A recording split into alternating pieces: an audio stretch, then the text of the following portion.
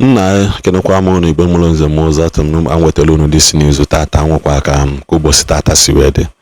But regardless of that fact, I can ewete video. So biko enwe video Ezeugo man. I see this video as a sarcastic video. So munga amaro ihe na aka amaro mo ibu Mama Joy. Yotago. Mana for ndị na-follow Saga ndị na-hasikwa na amadi woman ama based on one or two ko siku eko nke. So there's a story circulating that Ezeugo na say na the woman has been arrested too. Yotago. Or okay, arresting Ndigbo, and I keep saying it in that there is this popular blogger Kaye Jenga. The matter is on ground.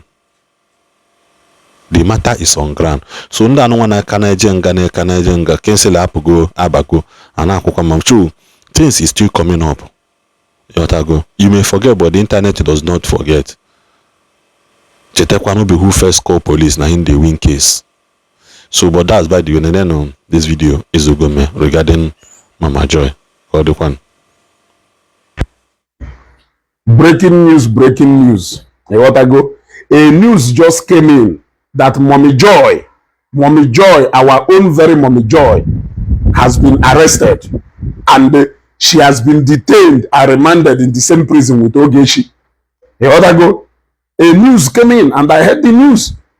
Oh, Ogechi will a fruitful discussion, and within the course of their discussion na prison there, I hope she enjoys her stay there. Ogechi discuss Ogechi we gba Mommy Joy interest we miss husband there, interest we miss somewhere, interest we do so bored na Nigeria about how she is regretting coming back to Nigeria and a prolonged stay here in Nigeria. In fact, they had a fruitful discussion where Ogechi poured out her heart to Mommy Joy. Now, Mommy Joy in way here on a prison, but although she bothered about prison in Kenya, although so much bothered with the freedom of Ogechi, even though Nanyangwa no way here on a prison. I hope this message gets to Mommy Joy very well. Mind your business. Mind your business. As an abalabala fellow called you are not related to Ogechi by family or by anywhere. Guna ya blood to pali before Omegun. If Ogechi in a prison, Ogechi we kowalo. Why are you bothered with na Grant Gabriel? I thought na Ogechi no sholo is Ogechi that you people are seeing now, where you don't get to hear about her na social media. But it seems like some of you are missing her badly. You people cannot wait for her to make her first appearance on Facebook. So let me ask you, Mommy Joy, supposing that no Ogechi go na prison, but decide they are not sure online. I'm asking you, the radio without battery. I am asking you people, is this not what you guys have always wanted? You have always wanted Ogechi to be silent on Facebook, where she will not come out to discuss or even laugh or have fun or even enjoy. Now you are getting the same thing you wanted.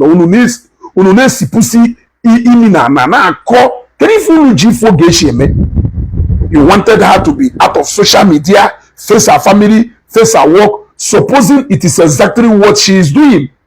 Asho imanasiri jidedike gbo obosi ife ike mela achọwa dike wolukene luketa amaluko ya do Ogechi mecha no decide ya to be silent and go not from Facebook. Have you seen how bored some of you will be? Have you seen how interesting?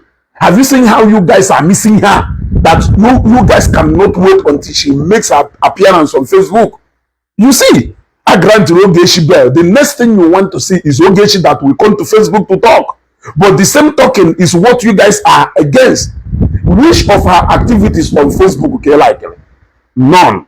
Or any of her activities on Facebook like it? Now, what if she has decided to take the advice on why advice Ogechi? No, people are not advising Ogechi. Supposing we have advised her and she has taken our advice to say stay off social media for now, you are still not happy. You are still bothered. You are still restless. You know no peace. You are missing her. Have you seen? Now everybody will able see I contribute. You cannot tell the person to go down for because now the day what is happening to you guys now will be the result. You do so restless. You no peace. None of you do happy.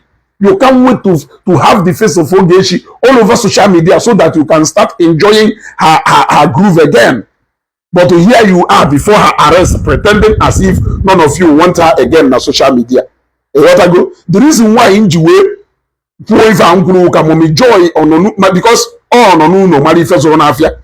You are feeling for Ogechi and her husband. Your husband needs you. Your daughter needs you. Your family needs you. America needs you. All discussion go to Enwelu. Now prison yard can go to end with that discussion.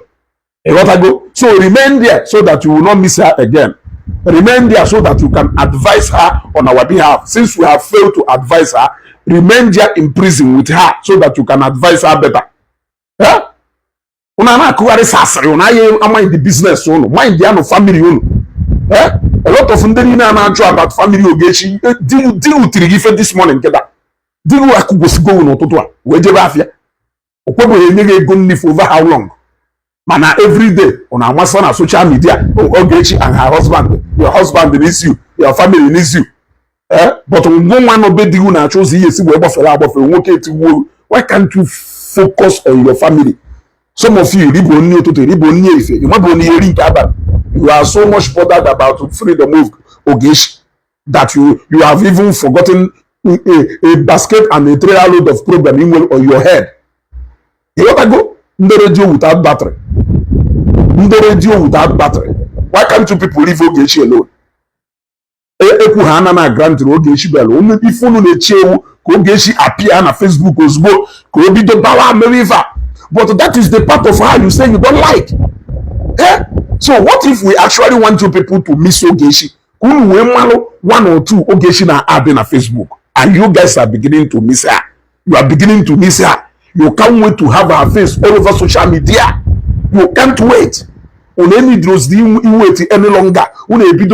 Whatever a grant gave bear or a grant bear. Now one of condition any been a Facebook. Even that condition, if you believe with your illusion, you are still not satisfied. Supposing that condition, you still want her to go against that condition. No chola cho. Enu aduma and aduma etiti aduma.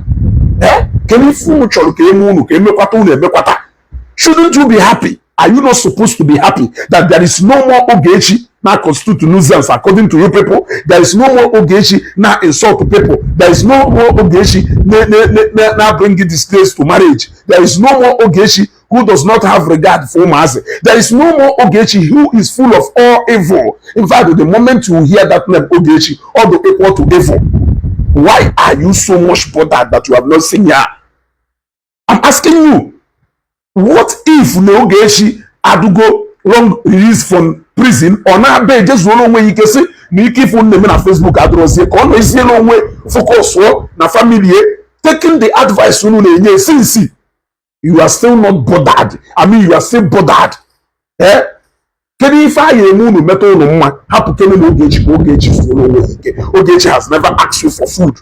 Ogechi has never asked you. Ogechi, I go like in when we go MPay go fund me account. People you did not put any money. So what is your problem? And you cannot even put. Ogechi is not Nangapota. Ogechi will buy there. Go when we water hego. Ago Ogechi. Ago will buy Ogechi. Ogechi depend if I had this swallow, why are you bothered? Why are you bothered? I am a joke. Witches and wizard. I am a joke. Suddenly, one of the worst than witches and wizard. Una nesi pusili. Eto akunusi akushansi na village. Ono ya mwagi disi. Ono mani present condition of finance mother or marital status here. Even ile kunu weje kosa haya. Na kusiano bono. Can face your personal problems ono. See to an stay at your faces. A lot of you betray and talk load of problem. A happy problem meaning when one automatic or no issue when you natural. Too much of everything is the same. Ogechi, your husband needs you. Some of you be with your family, but your husband still need you, or you still need your husband. Some of you be with your family, but your husband is very far away from you. You are not bothered about that. You are not bothered about that. You are worried about Ogechi, a wonderful and a lovely husband who always looks out for her. Share this video. is just to break a news to know people that Mommy Joy was arrested and she has been remanded in prison. The same prison able Geshino. So now, having a discussion, Mommy Joy, then I update here in the radio without battery. In the last.